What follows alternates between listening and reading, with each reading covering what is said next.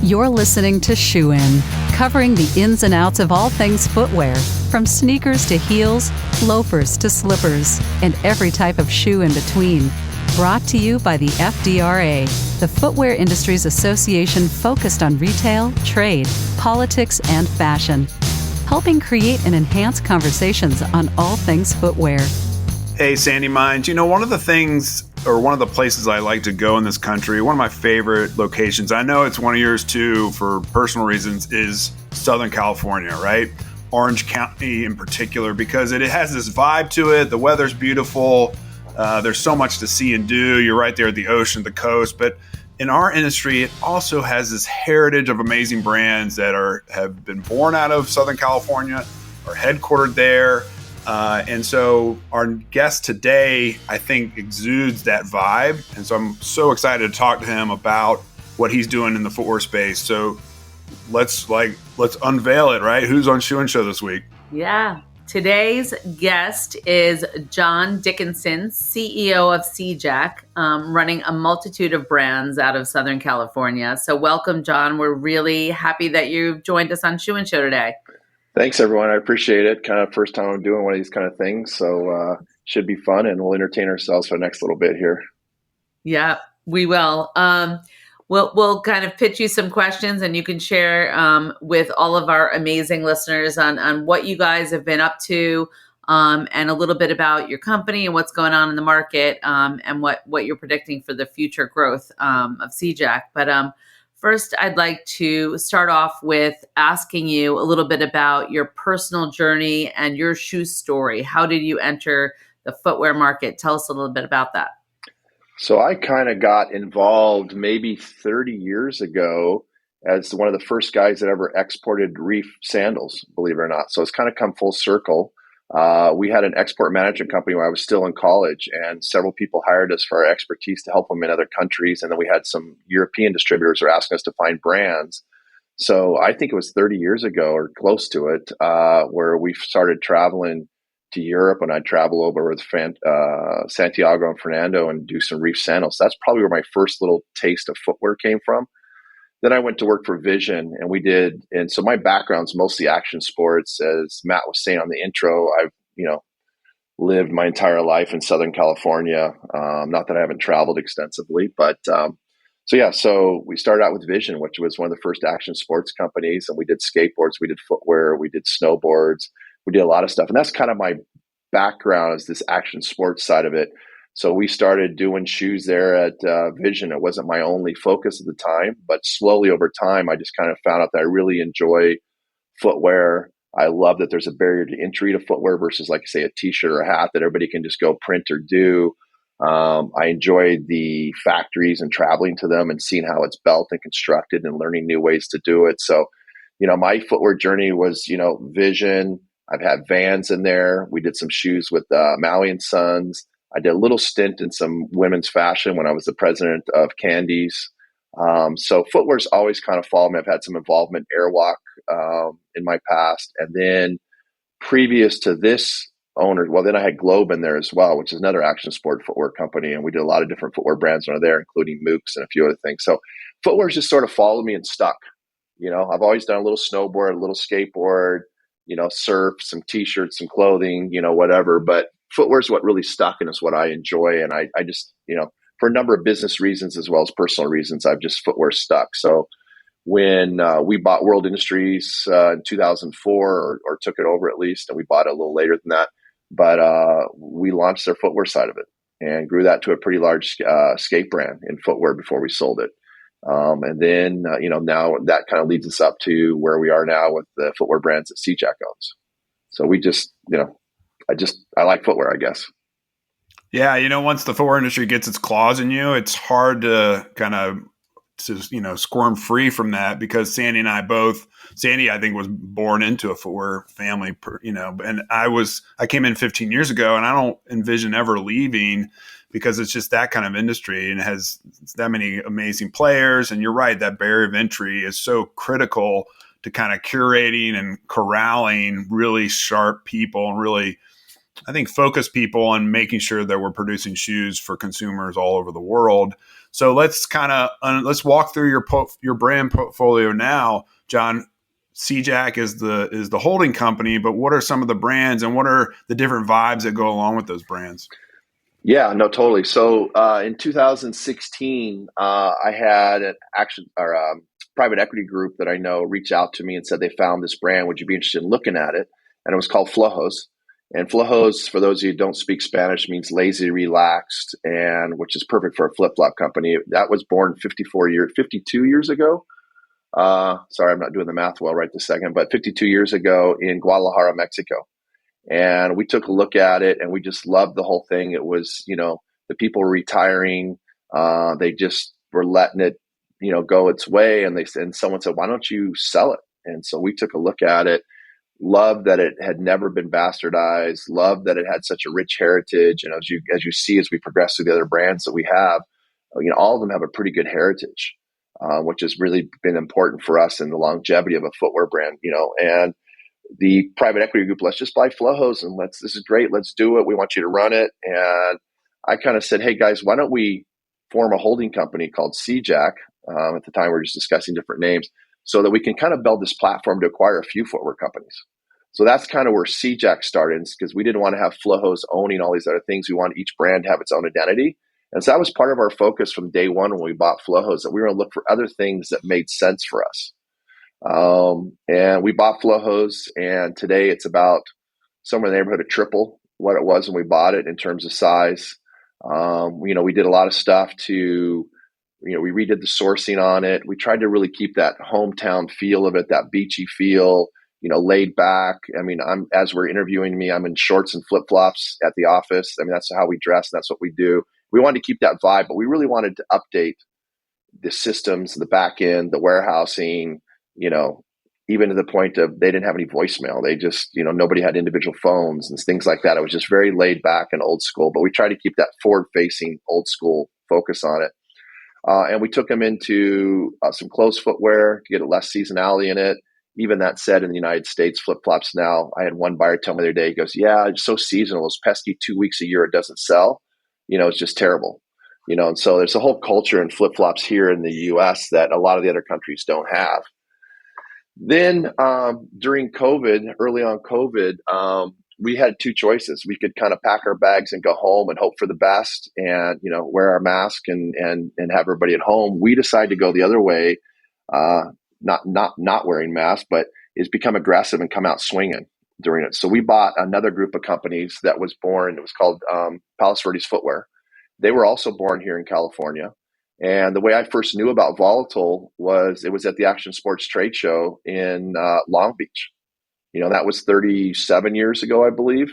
So it kind of, even though it's a women's comfort kind of fashion brand, it did fit with our ethos a bit because it came out of Southern California, it came out of Action Sports.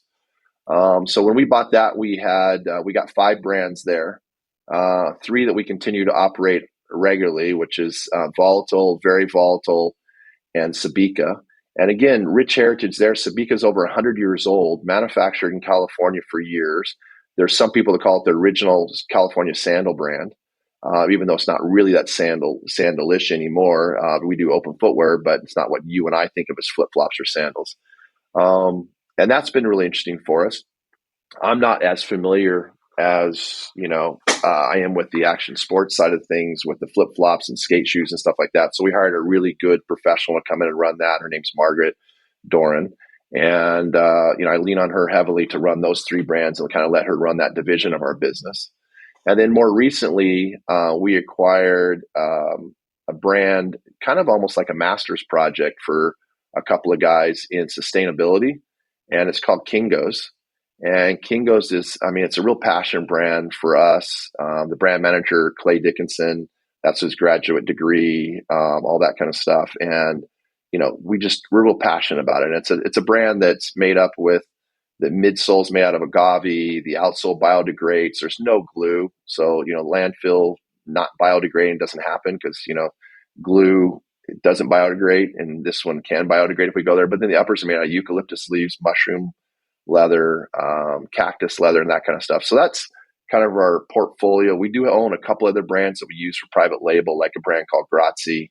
But that's not a forward-facing one that we're marketing all the time. It's if somebody needs something that we don't want to put in one of our other brands, or we do quite a bit of private label for other people. We have an office in China with a staff of 30 that does development and manages all our factories. And probably half of that 30 is really quality inspectors, because I've learned early on, you got to have boots on the ground. You do not want to make mistakes. You do not want to have warranty or issues here. And because of that, we almost have zero issues with defective product. And because we invest over there. And then we also have an office in Mexico for where we do the Kengos stuff. Same reason we have the China office, just not quite as big, is we want people in. And when we're producing, we want people in the factory every single day looking at what they're doing. So I don't know if that tells you a little bit about SeaJack. I will tell you, can't tell you all the details, but we're very, very close to another acquisition that'll probably be announced in the next month to 6 weeks. Again, another heritage brand, another California thing, fits in exactly with our ethos and, who we are. That was going to be my next question, John. I was going to ask, are you looking to grow? You seem to have a specific idea on, what kind of brands fit in with the ones that you have. What can add something new and different, but then also still are part of the same vibe of what you've already been producing. So sounds like you have some new things on the horizon. Is that the future of SeaJack? Are you looking to bring in bigger brands, smaller brands, more active brands? I mean, tell us, and for the listeners, a lot of people are looking at doing collaborations or participating in licensing deals with new companies. Lots of action on that front. So what's your thought on that? Well, from an acquisition standpoint, yes, we're always looking. Keep in mind, we partly owned by private equity. And so that's one of their things that they like to buy companies because it's how they make money. But we're actively looking all the time at different deals. I probably look at least 3 deals a week. But we're very selective, as you probably could already tell. I think right now our focus is something that we have that I feel like I have some level of expertise, or I know somebody that has some level of expertise that I can bring in to run it, because the brands are only as good as the people that run them. And I think that's a really important thing. And I like to have at least enough clue about that brand so that I can ask the right questions. But I really want an expert, kind of like we brought in, like we talked about for what we call our PV footwear brands. Same kind of thing. So that's important to us. I would like to, the last couple acquisitions were a little bit smaller, and I would like to look at something, 50 million plus now in acquisitions. We can handle it. We're set up for it. We have the warehousing for it. So those are the kind of deals that we're looking for. It's not just about how many brands we can own, because I think you lose your focus if that happens. It's really got to fit what we're doing. So for us, it's, in action sports, in outdoor, potentially I really like the running space, just again, because I like stuff that's technical. I like stuff that is purpose built for something. And, people kind of laugh like, well, do you own a flip-flop company? Well, there's a lot of technology in flip-flops, and it's definitely purpose built, right? It's for certain activities and stuff like that. And so those are the kind of things we're looking at. We can handle with our group up to a $500 million acquisition. Probably not in our active space we're looking for, but certainly between 50 and 100 million is something we're really looking for. And just something like that we're interested in, that we think we can add value to, or somebody that we know that we can bring on that can add value to that. Just to buy it, to run it doesn't interest us. For us, is to buy it, grow it, evolve it. But we're really big about keeping the traditional roots of whatever that brand is. We still make the first sandal that Flojos ever made. We still in our line. And it's still our number one selling sandal on our own website, not necessarily in stores, but literally when we get it back in stock, when it's been out, we'll send out an email to everybody, to a consumer base, not to retail base. And we'll have 100 orders the first day we get it back in stock for the original sandal from 52 or 3 years ago, 52 years ago. Great. Yeah. So that's great. Anyway.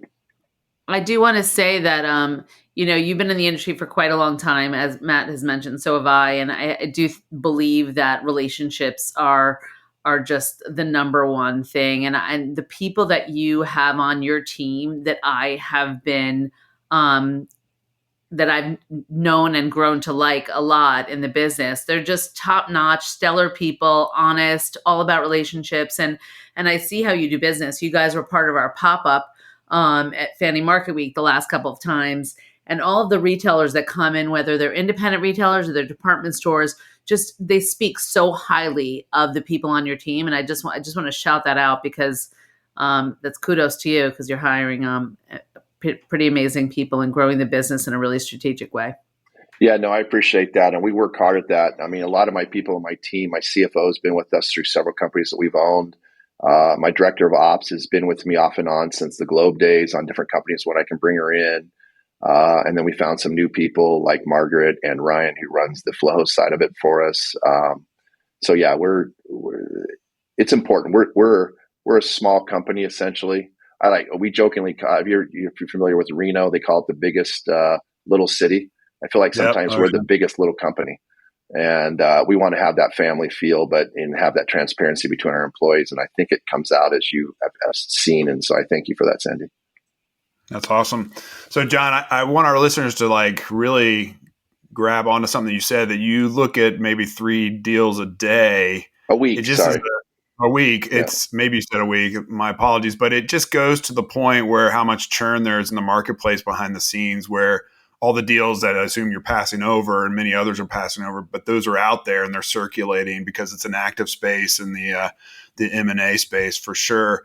I want to ask you this though. If you think about Southern California, going back to how we started our conversation, you think about Vans and Costa Mesa and Reef down in the San Diego area, Skechers up in Manhattan Beach. What is it about Southern California culture that has really fostered the area to be a hub? It's a hub for the footwear industry, and what about it really helps drive footwear companies to be successful and to sell more shoes and to kind of bring all Americans, no matter where they live, into the California feel, right? What about it that really drives that? Well, I think the first thing is, we're a little selfish. We all like to live here. So, right. It's really nice to be in shorts and leave office and go play beach volleyball or, go grab a boat ride someplace or something. So I think that's part of it. But I think the other thing is that California is a pretty big melting pot, and there's a lot of personality is not the right thing. A lot of different ethnicity here. There's a lot of different people that come here. And so you see a lot of different trends and things early in California, and we create our own. And, that company I first told you about, where we were an export management company, we basically we were exporting California lifestyle, right? That was kind of how we, branded ourselves. And I think that's still true to some extent today, that people want to have that image of that California lifestyle, casual, know how to have a life work, ratio between the two, balance, I guess is the better word. And I think that's part of what drives it. But I think also really from a look and feel of the product, it's kind of what we use every day. Like we build slippers at Flojos. So before we build these slippers, we're like, who's going to wear them? Well, we think the ultimate guy who's going to wear them is the guy that wears his flannel jammies down to the beach to check the surf. So what do we need? We need it warm. We need it comfortable. We need to be able to slip into it. And it needs to be water resistant because, at the beach, especially during May gray and June gloom, there's a lot of dampness and wetness, and the grass you're walking through, the sand's going to be wet, and you don't want your feet to get wet. So that's what we did. And I think that then you look at the guy in Canada at the bottom, he appreciates the waterproofness. He likes all those same things. But the guy we built him for was that surf guy in his flannel jammies that goes down to check the surf with this, fleece hoodie with his hood flipped up. And I think there's a lot of inspiration, because the other thing that's interesting too about California that people don't realize that a lot of times, they used to have contests where you would snowboard in the morning and surf in the afternoon. We can do that here in Southern California. We're an hour away from decent snowboarding, skiing mountains. And then if you live at the beach or somewhere in between, so they used to, back in the day, have a contest where you'd win it by surfing and snowboarding in the same day. That's and cool. So we get a lot of that stuff too, that people forget that we have some of it. Like 2 years ago when we had all that snow, the most snow in the whole entire country was in California. People forget we get a lot of snow. So I think that helpful as well. And then, we have these different subcultures within an hour drive of each other. I mean, San Diego is drastically different from Orange County, which we all know is drastically different from Los Angeles. And certainly if you talk about Rodeo Drive versus Orange County. So I think we get exposed to a lot of different fashion, style, feel that probably other states or other areas do not. So I count myself pretty lucky to live here in California. Absolutely. Do you think your distribution relies heavily on the West Coast and possibly on the East Coast? Like, where's the opportunity for growth in terms of retail distribution for some of your brands? It's interesting. It really depends on by the brand. So Volatile and Very Volatile are really strong in the South and Southeast and places like that. And we jokingly say it's really strong in LA, which is Lower Alabama, not Los Angeles. And so that's, a whole separate thing. And then you've got, Flojos, which is definitely, more California based in a bit. That said, like here we have for Flojos, like for Volatile, we have one rep for California. For Flojos, we have 4 reps in California, all divided out. You got your San Diego OC, you got your inland, you got your Central California, then your Northern California reps. So, it's definitely a focus there because the shops are there for that core surf shop. That said, we do amazing with Flojos in like the Midwest and some of these territories in what we call seed and feed stores. So, and, it's that guy that comes in, he wants to take off those boots, he wants to let his feet air out, and he throws on a pair of flip-flops. And that's a really growing market for us. In terms of those types of what we call, like I said, seed and feed type stores. So it is spread across the United States by brand. And Kengos, our sustainable brand, is really where people care more about the environment. So we certainly have that in California, New York, and places like that versus other places. But I think one of our best territories is also going to be, sort of the South, Southeast again. Like, we're having really good success in places like, in and around Charlotte area, those kind of places. And then the other hot spot for them, believe it or not, is Arizona. All those resorts in Arizona, like the golf resorts, are really grabbing onto the Kengos. And then like one of our marquee accounts for Kengos right now is the Four Seasons in Kauai. So it's of well distributed, but there's a certain person that it kind of does, like anything, and you guys know this, it's first on our sustainability level. It's what does it look like? Is it comfortable? Yep. And then do they feel good about the story? And that third part is really important to us and I think to the consumer, but those first 2 have to be met before they even look at that third piece. And you do see that in those areas where it's selling better. So it's definitely a mix, and then, you'd always get a little skew too, because you got so many big family footwear stores out of Charlotte. So yep. You can talk to them a little bit about where it's selling better, but the most efficient trips I ever take is to Charlotte because I can see all the big retailers all at one time. Right, Rack Room, Shoe Carnival, Shoe Show, Belk, Shoe Station, Belks, yeah. Shoe Station. Oh yeah. I don't know what it became about that all the big chains decided to go to Charlotte, but it's definitely an efficient trip when you go there. Yeah, for sure. Well, I have to say, man, you were like speaking my family's language. So my parents both listen to this podcast. They're the only 2 in my entire family that listen to it. And they're both from LA. They're both from Lower Alabama. My mom cracks that joke all the time. So my mom's from Monroeville, my dad's from Montgomery. And so they will greatly appreciate you designating them the other LA, if you will, in the Southeast. So that's cool. Yeah, the first time I heard that, I loved it, and I've used it ever since. So I plagiarized somebody, but that's okay. Yeah, for sure.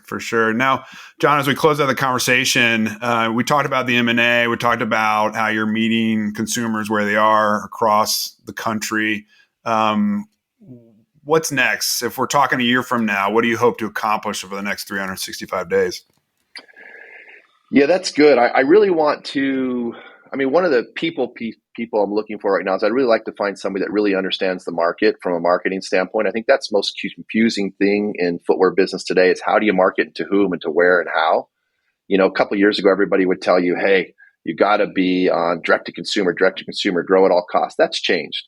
In the old days with the Flojos of the world or Vans, you got the back cover of Surfer Magazine or Transworld Skateboarding Magazine or something like that. That's landscape's really changed. So I think from a human resources, that's a body that I'd like to fill at some point pretty soon. I think it's a difficult spot to fill because I think there's a lot of specialties out there, but I want more of a generalist that can kind of pull all of it together, and then we hire the specialties under them. So I think that's one of it. I think the other focus really for us is really getting organic growth within our brands because we have a lot of those doors, but we're not as big or as spread as we'd like to be. They may be buying 1 or 2 styles or 3 or 4 styles. I'd like to get up to 10 or 12. Skechers has done a super good job of that. When they're in a store, they're in all categories and all things that they're authentic to. But we're not looking to be a Skechers. It's a little different scenario. But the point is, they've done a good job of it, and I think we need to do a good job of that. And also, as you look around, like I found a store chain yesterday that's 45 doors that we should be in. I'd never heard of them. We need to go be in them, or at least approach them and try to be in them. And so I think there's a lot of that type of growth for us that's still out there. And it's just really one of the other hardest things in today's market is find really good sales reps. That landscape has changed as well. And that's something I've really challenged my 2 sales managers with is let's go find those good guys and somehow entice them to carry our products, because that's going back to that relationship thing. I may be old school, but I still like to touch and feel product. I like to be face to face with people. Matt, I've told you this before. I go to trade shows to see people. I don't go to hide in the back. I go to these meetings. I'm in Charlotte. Speaking of that, I'm in Charlotte the week of July 8th, seeing everybody personally. And I want to be in that. I want to be that way, and I want my team to be that way, where we're seeing people personally, and then it goes all the way down to our reps, where they're seeing people personally. I want them to be road warriors. I want them to be in stores face to face talking to people. Yeah, no, as you should. And that's critical. We're a familial industry. We talk about this all the time.